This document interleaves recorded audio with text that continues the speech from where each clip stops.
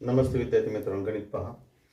काटकोन त्रिकोणाची एक बाजू 8 सेमी आहे, कर्ण 10 सेमी असेल तर काटकोन त्रिकोणाचे क्षेत्रफळ किती?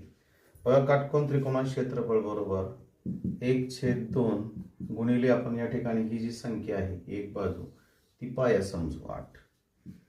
आता आपल्याला या ठिकाणी उंची माहित नाही किती आहे, तर उंची कशी काढायची बघा. या ठिकाणी कर्णाचा वर्ग करूया आणि कर्णाच्या वर्गामधून जी पहिली बाजू आहे त्या संख्येचा वर्ग करू. 10चा वर्ग 100, 8चा वर्ग 64, 100 वजा 64 बरोबर 36.